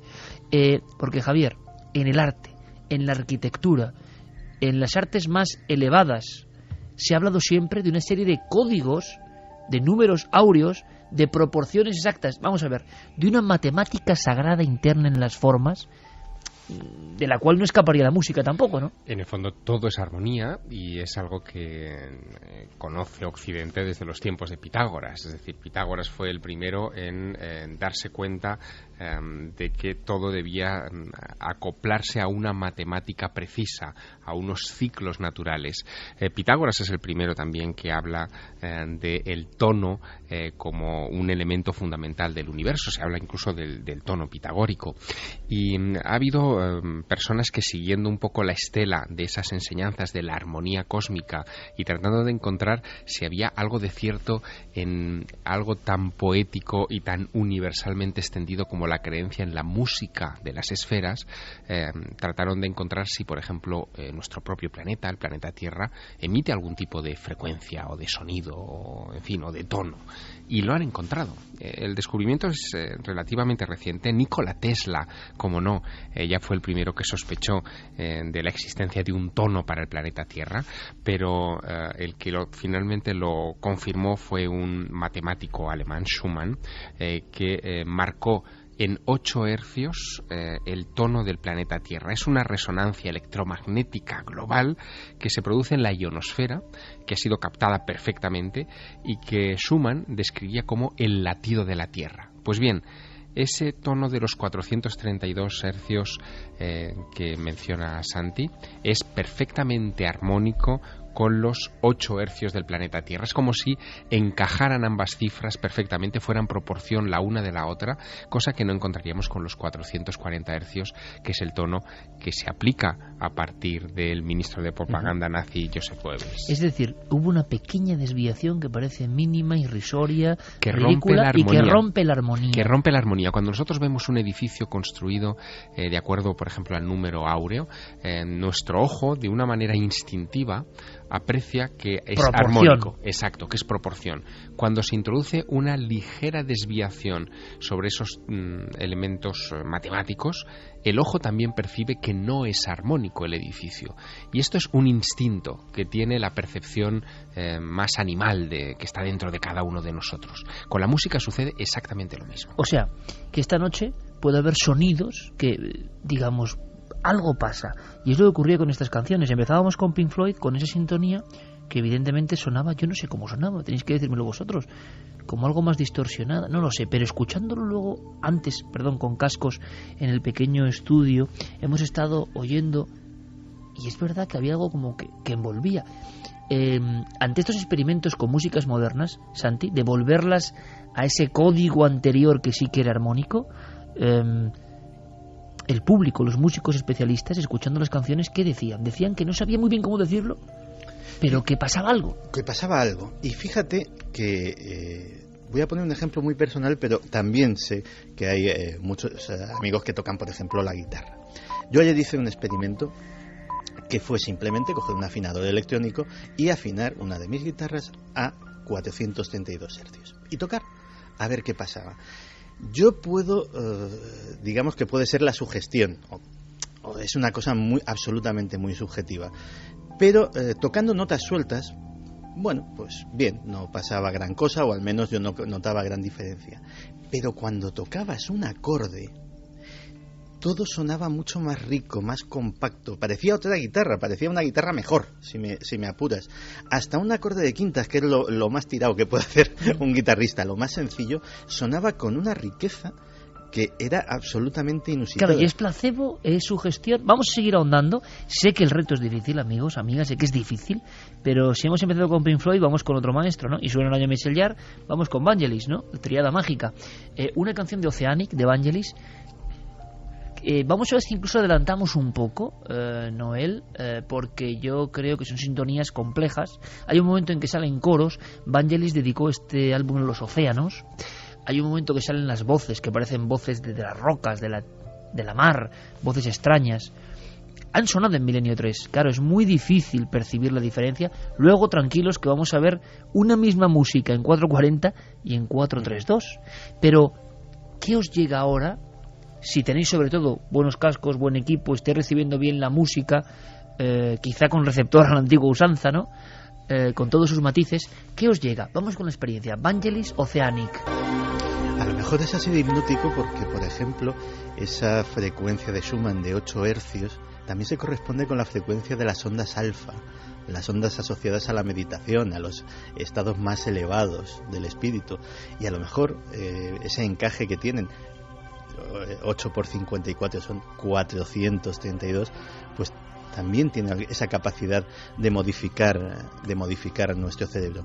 Hay quien dice, y de hecho se ha sometido a personas con escáneres cerebrales, con encefalógrafos, a música de este tipo, que la música a 432 hercios ayuda, es como aquel famoso hemisync que en tiempo se utilizaba, ayuda también a sincronizar ambos hemisferios cerebrales. Escuche, a ver si sincroniza, Santi, escucha. Tremenda la experiencia, por lo menos para nosotros, envolvente, maravillosa, mágica. Ahora, ¿será subjetivo todo esto o no? Carmen, ¿están llegando ya impresiones? Claro, igual todavía no ha habido mucho tiempo para somatizar un poco, ¿no? Esta maravillosa sintonía de Vangelis que cambia mucho de la original. Es decir, que es ya muy buena la original, pero con el toque 432 tiene algo que yo no sé qué. Un no sé qué sé yo, ¿no? Como dice en Arévalo, provincia de Ávila. Como dices tú más bien. Sí, también. Pero se lo escuchó un carnicero en Arévalo, eso. Sí que hay impresiones ya de la gente y además de todo lo que ha contado Santi. Mira, por ejemplo, David Cron dice: la música, los tonos de esta noche me están haciendo vibrar, nunca mejor dicho. Fernando Turnil: escuchar así la música hace que ésta se vuelva algo más, se convierta en tu compañero, en uno más y trasciendes con ella, más allá del universo. Coco Fernández dice: entonces la música de Mozart, siempre recomendada para el mejor aprendizaje de los niños, con soporte actual no debería funcionar igual a nivel emocional, ¿no? Marisol Sánchez Parra: preciosa canción, te conecta con algo ancestral. Irene Herrero Cuesta: suena como si estuvieras buceando en una aureola de paz. Sí, él lo pensó así, Vangelis lo pensó así. Pero vamos a hacer una cosa, más allá todavía, es maravillosa esta canción. Es maravillosa en 440 también, ¿eh? Pero en 432 llega el momento en que tenemos más idóneo, porque si no la confusión puede ser grande, tenemos más músicas, tranquilos, tranquilas, que vienen aquí, pero vamos a hacer el momento de la prueba del algodón, si os parece, ¿no? Yo creo que es necesario la variación. Y hemos elegido dos músicas. Una, un auténtico himno, y no tiene que ver con las músicas del misterio, aunque es una música hermosa, maravillosa, arquetípica, creada por un genio como John Lennon, ¿no? Algo que fuera absolutamente reconocible por todo el mundo, que cada uno de nuestros oyentes tuviera casi grabada en el ADN esa canción y pudiera apreciar fácilmente la diferencia, aunque vamos a poner también, digámoslo así, la original. De hecho, a pesar de que aquí en Cadena Ser, lógicamente, pues tenemos esa canción, pero he traído yo las dos grabaciones para que estén grabadas exactamente con el mismo equipo, exactamente con la misma ecualización y exactamente con la misma calidad. Oficialmente son clones, es decir, no hay ninguna variación en la ecualización, no ha hecho ningún cambio. Misma grabación. Es misma grabación, grabada con el mismo equipo exactamente en las mismas circunstancias, procedentes de la misma grabación original, es decir, del mismo fichero. Y lo único que cambia es que una se respeta exactamente su entonación y la otra está levemente variada para encajarla a los 4.32. Vale, ¿y qué te parece? ¿Que escuchemos primero en 4.32 o en 4.40? Esa es mi pregunta. Fíjate que lo he estado escuchando varias veces y yo creo que el cambio es más notorio si se escucha primero a 4.32 y luego se vuelve a escuchar la grabación original de siempre. Fermín, lo tenemos preparado. Vamos con Imagine. Ahí es nada, ¿no? ¿Te acuerdas, Carmen, en Nueva York, en Central Park, cómo se animaba la gente a tocar Imagine? Sí. Con Imagine grabado en el suelo. Qué imagen, qué potencia. Además, bueno, pues se iban uniendo los músicos aficionados y la gente bailando y coreando las canciones. Frente al edificio Dakota. Sí, señor. Exactamente. Sí, señor. Qué bella estampa y qué contraste también de luz y de sombras, ¿no? A veces. Bueno, vamos a hacer la experiencia y ahora sí que hay que estar de verdad, detectives del sonido. Hemos prometido un programa ultra interactivo y seguimos, Carmen sigue recopilando todas vuestras cuestiones, opiniones y palabras. Bien, vamos a ver. Primero, lo dice el amigo Santi, él sabe. Imagine como sonaría antes del pequeño cambio, entre comillas, impulsado por los nazis. ¿Cómo sonaría en la época positiva, en ese 4-3-2? Sorprendente, escuchemos. Es más, que no sé, yo quiero que me contéis algo de esto, Santi. Primero tú y luego opinión sincera, tanto de los dos Javieres, porque a Javier Sierra lo veo... Yo no sé qué le ha pasado al maestro del Prado. Este muchacho se emociona con todo, pero es que ahora ¿verdad? Ha sido como un arrebato, ¿no? Bueno, yo creo que nos ha arropado la música de una manera impresionante. Arropado, has dicho, y es lo que decían algunos músicos. Claro, porque ese es el efecto que causa. De alguna manera la música te envuelve, entras en un área confortable dentro de la música que sintoniza contigo, pero yo creo que lo más, digamos, gráfico para nuestros oyentes y para nosotros mismos aquí en el estudio sería escuchar esa versión en 440 para ver si percibimos la diferencia. Perfecto. Antes hay que apostillar algo, Santi, de lo que hemos escuchado. Simplemente no voy a mediatizar de ninguna forma a los oyentes, pero ahora me vais a confirmar si de verdad estoy sugestionado, porque a mí, yo sí notaba una cosa cuando volví a escuchar la misma. Yo no sé, pero sí, es como... claro, es muy difícil de verbalizar todo esto, pero la sensación que teníamos aquí, quizá su gestión, repito, yo no lo sé, es como que había más 3D en el buen sentido, o sea, como si la música anterior envolviese de una forma especial, te llegase más dentro, no lo sé, y la otra estuviese perfectamente equilibrada, pero sonase como un poco más lejana. Esto es una locura. Hay músicos expertos en esta técnica de la afinación que nos pueden sacar de dudas. ¿Qué va pensando el público, Carmen? Pues hay de todo, mira, Carmen Nessa, por ejemplo, dice, suena distinta, la verdad, como que pudieses notar cada detalle de la canción. Mario Leonardo, a 432 hercios suena como más angelical. José Manuel García dice, hay que ser realista, tienes que ser muy sensible para apreciar la diferencia. También interesante. Raquel, pues a mí a 432 me ha sonado a que le faltaba algo. Lo he notado un pelín más grave. De todos modos, Imagine siempre es sobrecogedora. Bueno, pero qué buenas apreciaciones, es lo que nos interesa, ¿no? ¿Qué opináis vosotros? Jonathan dice, Imagine de John Lennon en 432 hercios nos cautivó. Puedo decir que quedé sin palabras para este momento único. Lucía Pinazo, parece que se escuchan más los graves, ¿no? Jordi Espinos, es como separar los sonidos. El piano está en Marte y la voz en Venus, pero juntos. Johnny dice, está demostrado que los infrasonidos tienen efectos en el cuerpo dependiendo de su frecuencia. Cristian Hernández, yo lo que noto, no sé si será sugestión o qué, es una ligera vibración interna del cuerpo, una sensación algo extraña. Oye, qué interesante, Carmen, todo lo que está sintiendo el público en tiempo real, ¿no?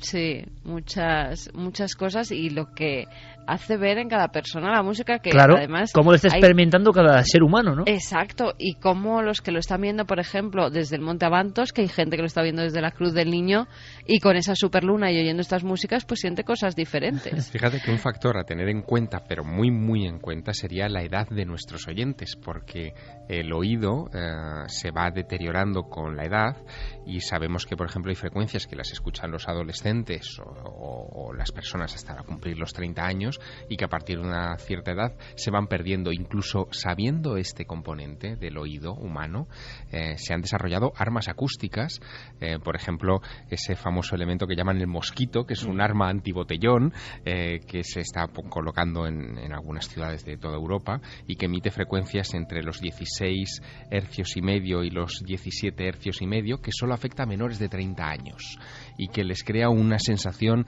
de vibración interna muy muy incómoda. Armas sónicas. Es decir, que todo esto que estamos abordando esta noche... Qué novelón, claro, tiene muchas aplicaciones. Qué novelón, desde luego que sí. Nos pasa siempre lo mismo, amigo. Qué novelón cada semana. Dices, pero bueno, ¿es posible que los sonidos generen ese mapa conocido para algunos, desconocido para la mayoría, y que se nota todos sabemos que la música la notamos, ¿no? Pero más allá estamos penetrando, digamos, como en un lado más profundo, ¿no? Percepción solo nuestra, no lo sé, claro. Imagine es un icono. Hemos probado con otro clásico. Hemos elegido Yo te pedí Yulunga, y no es una canción fácil, porque es una canción, la hemos puesto muchas veces en Milenio, y sí me gustaría que Noel pusiese el inicio, y si es posible en cierto momento adelantase la canción, que escuchásemos como dos fragmentos del inicio y posteriormente de la canción adelantada, a ver por qué. ¿Y por qué le pedí yo a Santi esto? Bueno, porque Imagine es una canción mundial, Yulunga es una canción muy poco conocida, es una canción de Lisa Gerrard y de Dead Can Dance, pero que tiene una particularidad, que ellos la grabaron y la hicieron con un trabajo tremendo de recopilación de antiquísimos papiros, incluso musicales griegos, y de las primeras culturas. Es decir, Yulunga, que en realidad es danza de los espíritus, es una especie de oda a las invocaciones ya de la época de las cavernas y del tiempo de las primeras culturas, bajo tierra, conectándose con el lado deimónico, con el otro lado, con la realidad velada. En ese diálogo, que solo puede ser musical, parece, surge Yulunga. Son unos recuperadores de la tradición. Y habrá, claro, ya la música es muy rara, pero ¿habrá alguna diferencia? Esto va a ser mucho más difícil. Yulunga es otra de esas músicas que, si uno escucha, yo lo recomiendo, te abre las compuertas del alma y transforma tu visión de las cosas, y así la acompañas con alguna visión que para ti sea importante, impactante, pues ya es tremendo, ¿no? Pero hemos hecho la misma prueba. Vamos a escuchar Yulunga, ese canto a los espíritus de Dead Can Dance, en 432 hercios. Es decir, ahí combinamos una música destinada a esto, a abrir la puerta del otro lado, a llamar toc toc al otro lado, a ese lado donde todo es posible, y por otra cuestión también tiene el aderezo de haber sido variada en su vibración. ¿Qué saldrá de este conjuro extraño? Pues lo ponemos a las 2:22, hora Capicúa, Yulunga, en Milenio 3 en la cadena SER. De verdad que estamos sorprendidos. Esta música nos ha acompañado en las cavernas, nos ha acompañado en la búsqueda de los primeros signos del ser humano y de su contacto con los espíritus. La he escuchado miles de veces, seguramente será una de las canciones que yo más he escuchado en mi vida trabajando, escribiendo. Y estoy escuchándola ahora mismo y hay algo que debe ser quizá esa variación, yo no lo sé, que le da cierta fuerza, tridimensionalidad. Algo ocurre porque yo lo noto distinto. Puede ser un hecho fortuito, subjetivo, no lo sé, pero quizá vosotros también lo estéis notando. Lisa Gerrard, su voz, hay que imaginarlo haciendo de Sibila de las profundidades y con su voz intentando llamar a los espíritus. La música de invocación que ha conseguido conectar con esa frecuencia. Vamos a hacer una cosa, porque si no con Yulunga vamos a acabar invocando algo realmente y tampoco es cuestión. Vamos a hacer un cambio radical para saber hasta dónde llega esto, ¿no? Bueno, pues tenemos alguna música que aquí sí que va a ser complejo, creo yo, y difícil, como Mozart. Tanto se ha hablado del efecto Mozart, ¿no? Otro genio y evidentemente otro hombre, yo creo que une a todos los artistas que hemos puesto aquí sus músicas, ¿no? Que tienen una cumbre. También estamos escuchando, ojo, canciones de una gente en la cúspide de la creación, ¿no? ¿Qué se le pasó por la cabeza y dónde estaría Lisa Gerrard para crear esto, ¿no? O sea, en una caverna, pero ¿qué vería, no? ¿Qué imaginaría para crear esto? Esto no se queda de la noche a la mañana para hacer un éxito, ¿eh? O sea, esto es otra cosa. Estamos hablando de música iniciática, música para el que sabe. Mozart, otro genio. Bueno, pues también imagino, se han hecho experimentos con sus músicas, se dice que para los bebés es maravillosa, yo creo que para todo el mundo, pero también, y aquí sí que puede ser ver algo más plano, más crudo, más duro, puro piano de Mozart, con esta vibración. Sí, pero también hemos elegido esta música de Mozart porque a lo mejor somos de los pocos afortunados que podemos escuchar la música de Mozart tal como fue concebida y tal como se escuchaba en Salzburgo en la época de Mozart. Porque me quieres decir que todas las grabaciones, aunque sean de música clásica, que nos llegan hoy en día cuando ponemos cualquier pieza importante, ya han sido modificadas con el 440. Todo el mundo afina a 440. O sea, nadie ya toca en la sintonía antigua.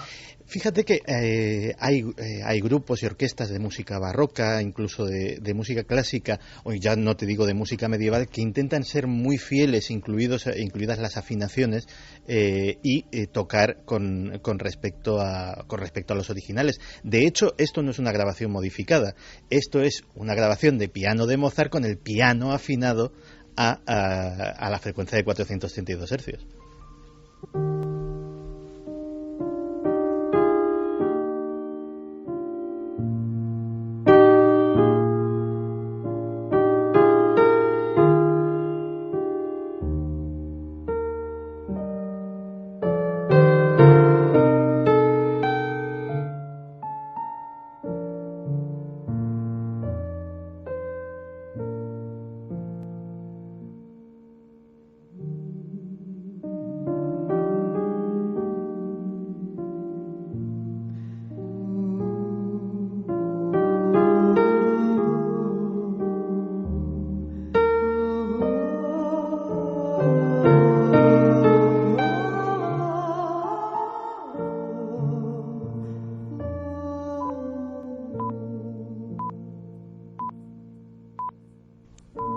La verdad es que alguien hablaba de música angelical, ¿no? En cierto momento, y estamos recorriendo los tiempos, las generaciones, y si algo une todo esto, es que da una sensación, yo no sé si de paz interior o de qué, pero que aquí lo percibimos. ¿Y vosotros?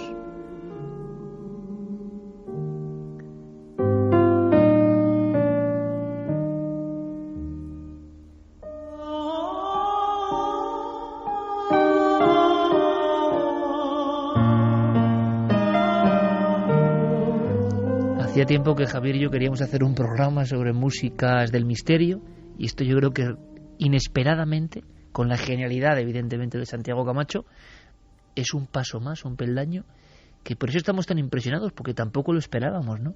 Hay algo en el fondo de pantalla, no sé cómo llamarlo, de la música, en la génesis de la música, más allá de la composición, que nos toca tendrá que ver seguro con lo que se tocaba en ciertos lugares de poder, claro, evidentemente. Y ya incluso grabando nosotros con esta afinación o con estos instrumentos, estamos variando esa partitura original. ¿Valdrá para músicas mucho más próximas? Vamos a hacer la prueba. Has elegido un hit de todos los tiempos, ¿no? Dust in the Wind. Dust in the Wind también es una canción muy conocida y encaja, digámoslo así, con todo, o sea, se distingue de todas las que Tú estás patidifuso, Javier. Yo estoy patidifuso y además me hubiera gustado haber escuchado esta historia hace solamente 72 horas y haberlo escuchado en un refugio de alta montaña en el casetón de Andara a 1700 metros de altura. ¿Qué harías tú por ahí? Sí, donde yo estaba, con Edurne pasaban tratando de hacer cumbre en los picos de Europa. Me hubiera gustado escucharlo allí, en esa inmensidad, en ese anfiteatro natural. Tiene que ser espectacular. Bueno, lo que tenga ese Santi, no sé si lo tiene mucha gente o no, pero el que tenga esa aplicación, yo no sé. Yo desde luego voy a pasar todos mis grandes éxitos del misterio a Santiago Camacho, que me los transforme, y este verano voy a estar escuchando todo esto porque dices, oye, ¿qué pasa aquí? El cambio de la corchea. Santi, que se lo están pidiendo muchos. ¿El qué, perdón? Que des el nombre del programa. Igual quiere mantenerlo en secreto. No, sí. En internet hay un montón de tutoriales. Requiere un pelín de curro, pero para transformar cualquier archivo, sea MP3, sea archivo de CD, etcétera, transformarlo usando programas que son muy sencillos y que están... programas sencillos, di uno. El Soundforge, por ejemplo. Pero, que si no la gente no lo busca. Pero el Soundforge solo no lo hace. Es decir, te tienes que leer el tutorial y ver todo el proceso. Hay que trabajar un poquito, hay que currárselo un poquito. Y si no, que nos manden alguna pieza oye, también es bonito e interesante, ¿no? Para el futuro, músicas que uno cree que pueden tener algo que nos puede llegar de una forma como nunca antes ha llegado, pues que se la envíen a Santi y veremos si elegimos hacemos nuestro hit, ¿no? Va a tener que poner un buzón un poco más amplio. Sí, porque está causando expectación, ¿verdad? Sí. Cómo me alegra, porque mira que teníamos la idea de la música como algo fundamental. ¿Os parece si vamos con ese super éxito? Porque claro, Kansas, y esto es años 80, ¿no? Sí, y desde luego no tiene nada que ver. Estamos hablando de auténtica, es una balada, es preciosa, está muy bien, pero digamos que es música ligera, por decirlo de alguna manera. Porque toda la música que hemos puesto hasta ahora tiene, una elevación tremenda, ¿no? Bueno, y con un tema más pegado a la tierra, ¿puede sonar igual, Santi? Pues fíjate que yo creo que sí, y de hecho muchos de nuestros oyentes, los más rockeros, se sorprenderán de que, por ejemplo, esto lo llegó a aplicar Kurt Cobain en Nirvana. Llegó a hacer canciones afinadas en 432 hercios, esas que cuando las vamos a tocar dices, jolín, ¿cómo afinó la guitarra este tío que no lo consigo hacer? Pues es que está afinada para que encaje en esta frecuencia. O sea, que los alquimistas del sonido, los que sabían, andaban dando vueltas a esto, ¿no? Efectivamente. Hay una clave perdida ahí que es importante, ¿no? Venga, un clásico. Bueno, espérate, has dicho alquimistas. No olvides que la alquimia hay quien la llamaba el arte de música y que las frecuencias y los números pitagóricos tenían mucho que ver. Ocurre un código que yo no sé si resolveremos, pero hay una cosa que está clara. Hablábamos del resonar de la tierra y había un recado hace mucho tiempo de Javier Sierra, que al final lo emitimos en su día, una de esas noticias que pasó, pues así, ¿no? Y que ahora la podemos cazar al vuelo. Hoy que hablamos también de luces de la tierra, es como si la propia tierra, con sus armonías, su sentido, su partitura desconocida para el hombre, nos hablase y nos llamase, quién sabe ya, si en un SOS, ¿no? Pero lo cierto y verdad es que se habló, por ejemplo, de sonidos profundos de la tierra, y uno de los más espectaculares, es decir, en esa teoría de que todo resuena, era aquello de las dunas, ¿os acordáis? Cuando empezaron a ver en ciertos desiertos cómo sonaban las dunas, y como si hubiese hasta cierta música, quién sabe si se puede interpretar. Yo creo que es un buen momento, y además como colofón hemos comprendido que hay sonidos potentes que seguro que nos pertenecen, seguro que esa vibración está también dentro de nosotros, seguro. Bueno, pues también está en los elementos que pueden parecernos más muertos y que tienen su vida, como la arena, ¿no? La referencia con la que tenemos que empezar este microviaje que culmina el paseo que nos ha dado Santi Camacho esta noche es necesariamente literaria. En las 1001 noches ya se hablaba de que las dunas del desierto son capaces de cantar, y aquello que parecía el ensueño de unos pocos locos y de quizá gente afectada por los espejismos del desierto, ha terminado sobre la mesa de trabajo de los científicos. Y esta temporada, justo a finales del año pasado, de 2012, un equipo de la Unión Geofísica Americana publicó un informe sobre la existencia de un cierto número de dunas cantarinas en todo el mundo. Era una especie de inventario. Hasta los años 70 se habían localizado 30. Algunas eran famosas. Algunas, por ejemplo, cerca de Río de Janeiro, habían sido pisadas incluso por Charles Darwin y anotadas en su diario de viaje como uno de esos lugares donde cuando se ponía el pie encima de las arenas parecían emitir un cierto tipo de sonido o de quejido. Eso lo escribió incluso Darwin. Hasta Darwin hay una referencia a ese respecto. Pero fíjate, en este artículo de la Unión Geofísica Americana se inventarían ya más de 100 lugares donde están estas dunas que emiten esos sonidos peculiares cuando se las presiona de alguna manera, cuando alguien se desliza sobre ellas, por ejemplo, simplemente sentándose en la cima de la duna y dejándose caer como si fuera un enorme tobogán, la duna emite un sonido extraño. Ahora bien, el gran misterio está en por qué esa duna suena y la duna que está al lado a 100 metros no lo hace. Igual es el mismo misterio de por qué el panel de la cueva no pinta a nadie y en el otro recodo pinta a todo el mundo, porque ahí hablan alguien o pasa algo. Se ha dicho de todo, incluso se ha calibrado el grosor de los granos de arena de una duna y de la otra, se han encontrado micras de diferencia y algunos han querido ver que está en eso la razón por las que resuenan estos lugares, pero no está nada claro. Si nosotros nos acercáramos mañana a Qatar, a una de estas dunas que están inventariadas por la Unión Geofísica Americana, nos sentáramos en la parte de encima de la duna, como va a hacer un señor que vamos a escuchar ahora, y nos dejáramos deslizar, escucharíamos esto. Es la duna que canta, ¿no? Están cayendo por la arena. Es como un lamento de la tierra. Esto es que parece la vibración de algo, ¿no? La vibración se ha medido, son unos 150 hercios, a veces son 105, a veces son 90, depende del tipo de duna a la que nos enfrentemos, pero lo curioso es que este sonido se puede escuchar hasta a 10 kilómetros de distancia.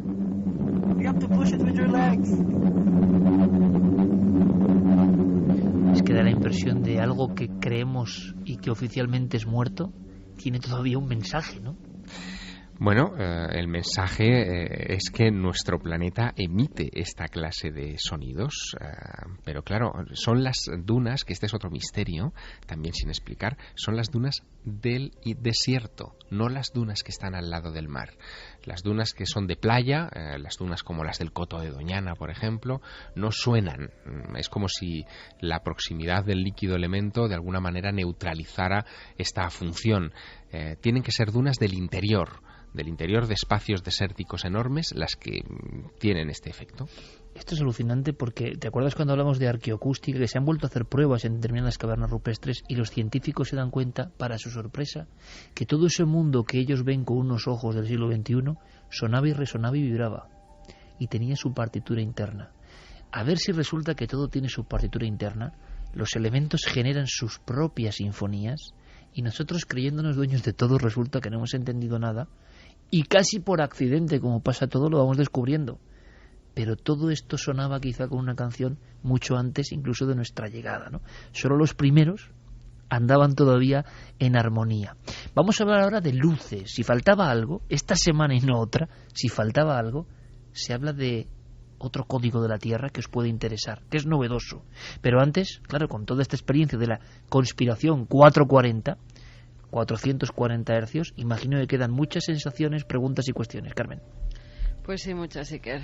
Paula de Ríos, por ejemplo, dice: de verdad, genial este programa, tengo los pelos de punta y esta vez de emoción como profesora de música y milenaria.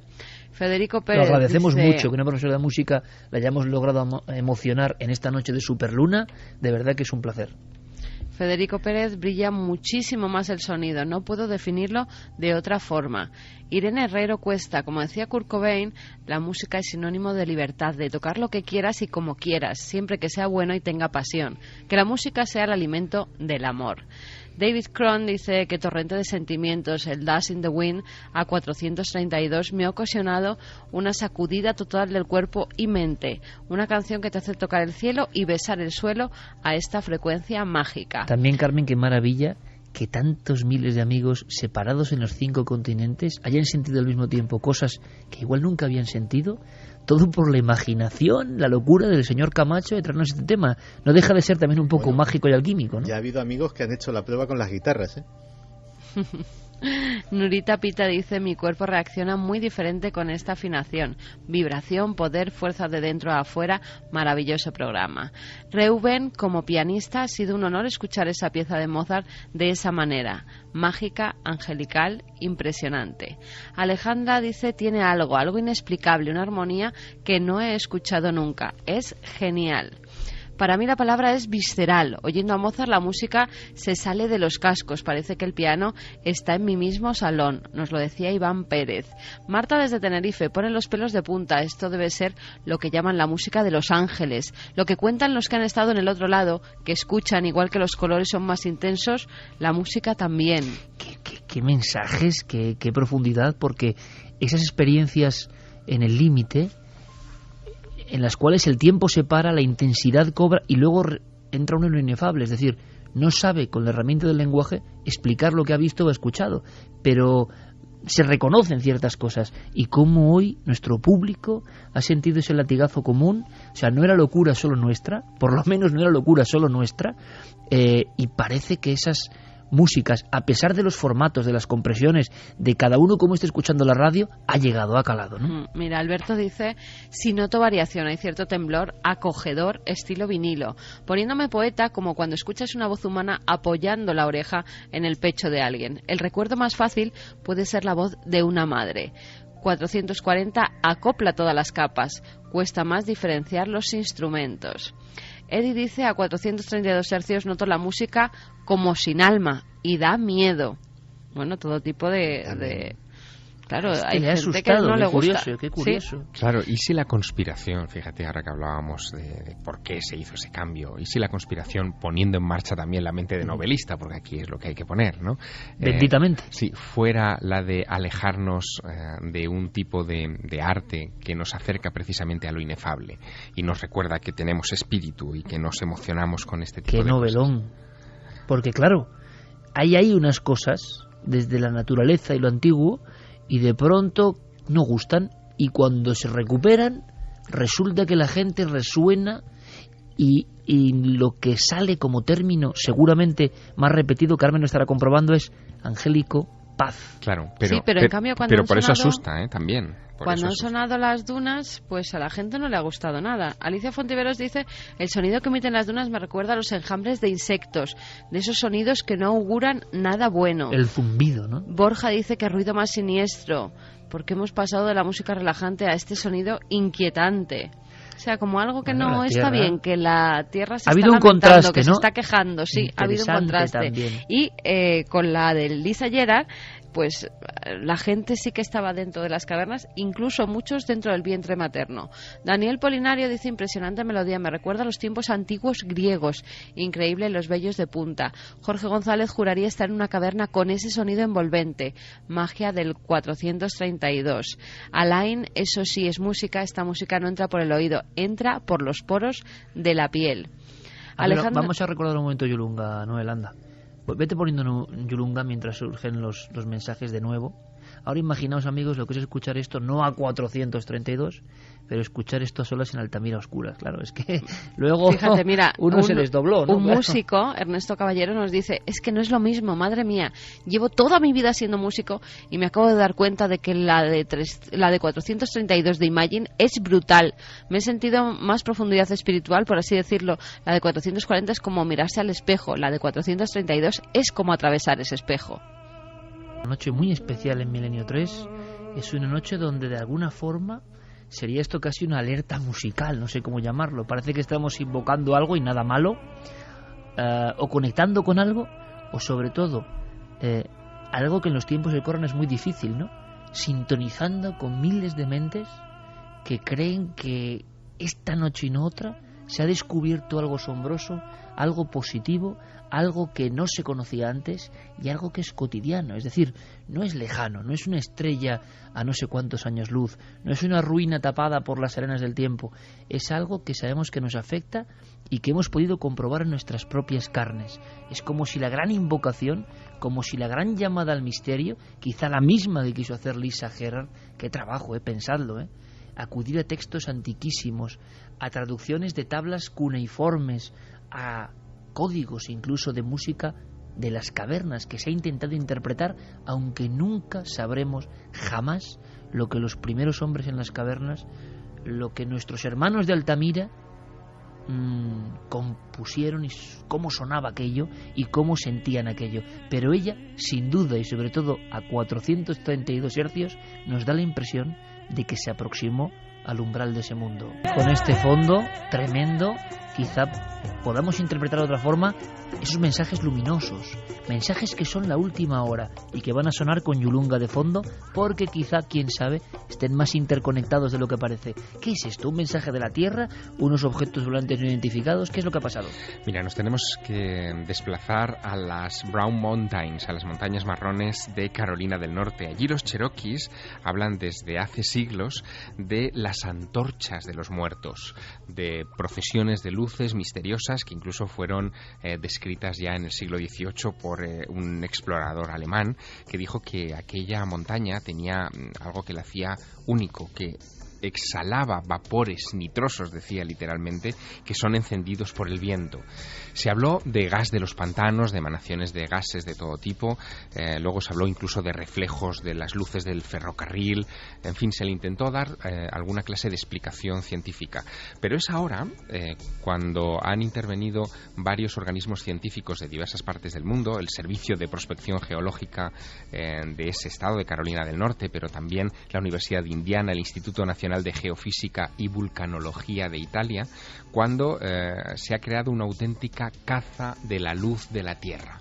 De lo que se trata, luz de la Tierra, me parece maravilloso. De lo que se trata es de localizar los puntos del planeta donde existen tradiciones vinculadas a este tipo de luces y tratar de determinar si tienen algún tipo de causa geológica real.